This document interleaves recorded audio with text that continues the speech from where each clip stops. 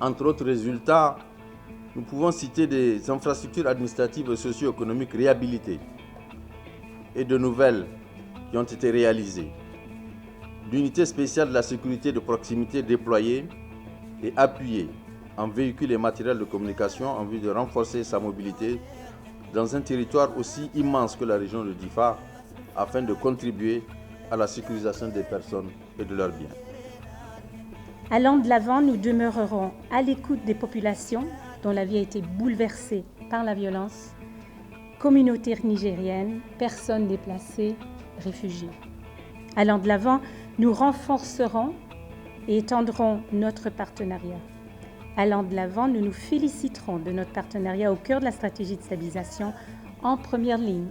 Les communautés elles-mêmes, les Nations Unies et le leadership déterminant des autorités du Niger.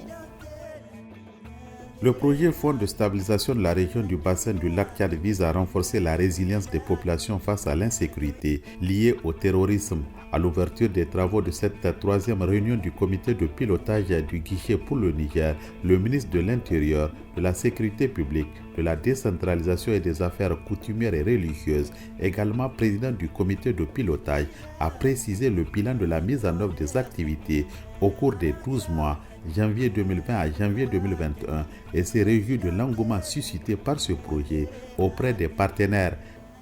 En effet, le bilan de la mise en œuvre des activités du projet au cours des 12 mois janvier 2020 à janvier 2021 doit nous réjouir à plus d'un titre au regard de la dynamique impulsée et de la renaissance de l'espoir au sein de nos populations de Bosso, très éprouvées par la crise sécuritaire dans le bassin du lac Tchad.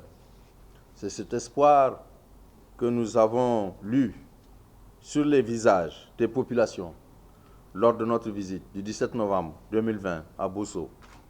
Cette visite nous a permis, d'une part, de constater les résultats des efforts importants consentis par le gouvernement, soutenus par les partenaires techniques et financiers et l'accompagnement des intéressés du PNUD, et d'autre part de nous imprégner de l'enthousiasme des populations, en particulier les femmes et les jeunes, à participer à la mise en œuvre des actions du projet. D'après le ministre de l'Intérieur, l'approche de la stabilisation prend forme du fait de sa flexibilité et son appropriation par la partie nationale, toute chose qui, avec un dialogue social, répond aux besoins exprimés par les communautés. Les partenaires financiers et techniques se réjouissent des progrès enregistrés dans la mise en œuvre de ce projet au profit des communautés. La coordinatrice résidente du système des Nations Unies au Niger, Louise Aubin, a annoncé une contribution de 1,4 million de dollars, soit environ 760 millions de francs CFA, pour appuyer les efforts du gouvernement dans le cadre de ce projet important pour les populations des zones touchées par l'insécurité dans le bassin du lac Tchad. On ne naît pas vulnérable, on le devient. Nos capacités, notre potentiel propre peuvent être compromis par des événements bien au-delà de notre vouloir. C'est bien ce que vivent les nombreuses familles touchées par la violence dans la région de Difa. Ces communautés éclatées cherchent à se reconstruire, à réouvrir les écoles pour leurs enfants, à répondre d'elles-mêmes à une insécurité alimentaire et une malnutrition infantile qui se sont installées de manière inquiétante. Avec l'apport du PNUD, je vous prie de recevoir une modeste contribution des fonds propres à la stabilisation d'un montant de 1,4 million de dollars au soutien des efforts du gouvernement du Niger et de ses partenaires, la République fédérale d'Allemagne, l'Union européenne, la Suède, le Royaume-Uni, le Royaume des Pays-Bas. Les ambassadeurs de la République fédérale d'Allemagne, l'Union européenne, la Suède, le Royaume-Uni, le Royaume des Pays-Bas ont réitéré leur ferme adhésion à ce projet au regard des résultats constatés en vue de renforcer la résilience des populations affectées par le conflit dans la région, en particulier dans le département de Bosso, où de nombreuses réalisations ont été effectuées depuis le démarrage du projet en janvier 2020. Au cours de ces échanges, les participants ont passé en revue la stratégie mise en œuvre, le renforcement de la coopération avec les pays frontaliers concernés par le projet pour une synergie d'action ainsi que des perspectives à court et moyen terme.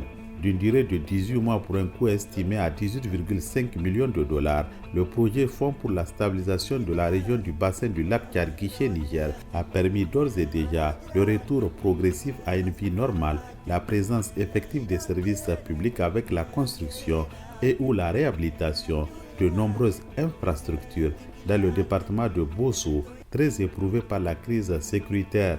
Au terme de ces travaux, les partenaires financiers et techniques ont réaffirmé leur soutien aux autorités nigériennes dans la conduite des activités entrant dans le cadre du projet Fonds pour la stabilisation de la région du bassin du lac Tchad. Ce qui était important aujourd'hui, c'est de revoir les progrès qui ont fait pendant l'année 2020, qui étaient importants, qui étaient impressionnants. J'ai eu l'occasion de les visiter à Bosso moi-même avec Monsieur le ministre l'année dernière et de tirer les conclusions. Qu'est-ce qu'on peut faire mieux? Qu'est-ce qu'on fait peur? Qu'est-ce qu'il faut faire différemment? Ou est-ce qu'on va continuer comme on a fait? Les résultats, je pense, étaient qu'on est très content avec ce qu'on a vu et de continuer de la même façon, mais aussi de réorienter un peu l'emploi des ressources vers les localités qui ont des besoins actuels.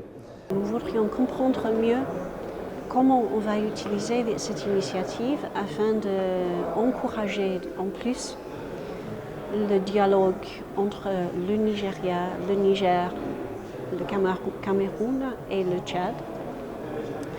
Je crois qu'il y aura en perspective une conférence des gouverneurs du bassin du lac Tchad et nous espérons que cette opportunité pourrait aussi encourager ce dialogue, cette perspective plus régionale afin de lutter contre l'extrémisme qui touche toute la région. La réunion d'aujourd'hui était très riche. On a pu aborder un nombre de choses, les défis qui se présentent sur le terrain. Évidemment, la question de Toumour, l'attaque, nous a vraiment alerté qu'il y a toujours un grand effort à faire pour assurer une stabilité dans cette zone et de créer des perspectives socio-économiques pour la population. À base des premières expériences à Bosso, je pense que nous sommes relativement optimistes. Les activités qui ont été mises en œuvre à Bosso ont pu démontrer un renforcement de la relation entre la population et le gouvernement, l'État, avec un retour des services de base de l'État à la population et aussi un démarrage des activités socio-économiques pour renforcer la résilience de la population.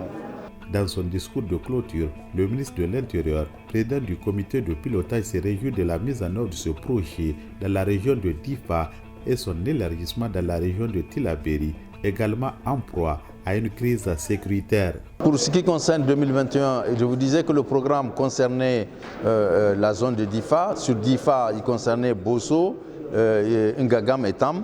Alors on va l'élargir maintenant à Toumour. Vous savez, il y a eu des événements récents qui ont fait que, évidemment, il y a beaucoup de choses à reconstruire dans cette ville. Mais également à Garindogo, toujours donc dans la région de Difa. Mais nous avons aussi discuté des possibilités d'élargissement dans la région de Tillabéri notamment, où elle aussi, qui connaît une situation plus ou moins similaire. Vous avez vu ce qui s'est passé à Tchambongo et Zarmdarei, et nous voudrons que ces mécanismes-là également soient mis en place dans cette zone. De l'avis de l'ensemble des acteurs, l'espoir est désormais permis avec l'approche sécurité-développement en cours dans la région de Difa par la mise en œuvre des activités du projet Fonds pour la stabilisation de la région du bassin du lac Tchad.